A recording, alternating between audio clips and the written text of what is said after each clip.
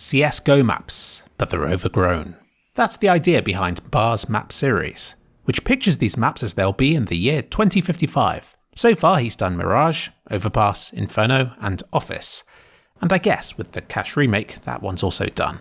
And what a great idea for a series. We all know these maps already, which makes us naturally curious to know how they might look at some point in the future. So my thoughts on this series of maps was firstly, oh cool, that looks great. Then after I loaded them up, I changed to, ooh, they look a bit messy. Which was then followed with awe at how many maps this guy has made in the last year.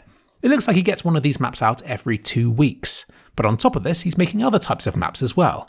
He's made diffuse maps, he's made aim maps, he makes maps. And he keeps them updated.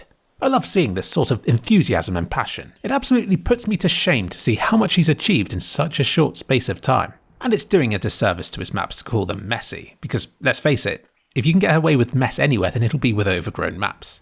And given that he's swapped out virtually every texture in this map, they come together impressively well. And one by one, I started noticing extra little details, stuff that he didn't have to do, but that makes all the difference in the world to the map's feel and quality. These little touches make his maps charming and imaginative, and a joy to explore. I love the collapsed bridges on Overpass and the train wreck and crashed helicopters everywhere. When walking through Party, I heard a roar, looked up and saw some lions there. It's so creative and resourceful. I recognise the dead cow from Left 4 Dead, but the lions are probably from somewhere else. I suspect he's borrowed from many sources to create these maps. Over to Inferno now, and I've got to say, it's aged a lot in the last 30 years. The central tower has collapsed into the houses opposite, and it looks as though the trees have been fed wonder growth. My one gripe with these maps is the fade distance on the props. It's common for grass to pop into view quite close to the player, but I have a solution. A while ago, it seems that Valve got fed up of me doing flybys of their maps which showcased pop-in, and I got a message from them featuring a load of console commands which will prevent this from happening. I'll put these in the description too. Just be warned that they will lower your frame rate, and can only be used offline. This series of maps is an excellent example of how much you can get done if you get on with it and don't mind sacrificing that final layer of polish. That large boulder outside Church on Inferno? It's there to cover up a root from a tree model. It's there for a reason. I think this kind of problem solving sums up his approach to these projects as a whole. He knows what he wants and he isn't going to waste time searching for a tidier solution. Now these maps obviously aren't geared towards competitive play, so it doesn't matter. There's tall grass everywhere and something tells me the green scenery will cause visibility issues. But that isn't why I like these maps in the first place. They remind me of a more playful time, when people made maps because they wanted to. Bars told me that these maps were easy for him to make. He could envision how he wanted for them to be in his head and then just had to edit the scenery and find the props to support that vision. The hard part, he says, is in striking a balance between beauty and stable FPS. While he gets a lot of maps out in a short space of time, he doesn't forget about them. They're still being updated months later. He doesn't consider these to be finished just yet, but once there are no more error messages and no more serious FPS drops, that's when he'll be happy with them. I moved on over to Mirage. Virtually everything has changed, bar those rags in Bombsite B, which suit the apocalyptic feel surprisingly well, I might add. Curiously, the fan in kitchen still works.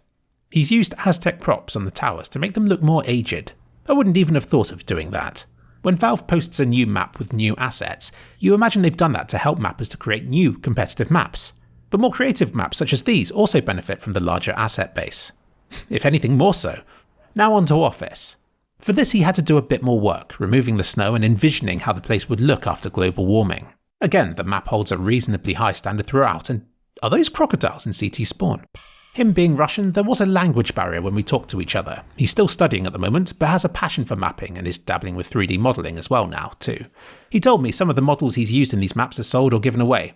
He's working hard on improving his own ability in Blender at the moment, which should greatly help him with these sorts of creative endeavours. Of all his maps, he's especially proud of Carida, a wingman map that's completely his own work, just in case Valve approves it. This is a rather old map of his, having been made over 2 months ago now.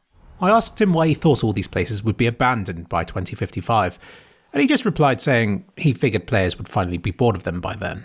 Quite aptly for this project, he's looking to the future and hopes to make Nuke or Vertigo next, but he says he still needs more practice before he can make the map of his dreams. I'd say, at his current rate, that'll be about 3 months. Play on these maps on my servers, links in the description, along with the workshop links for you to download his maps directly.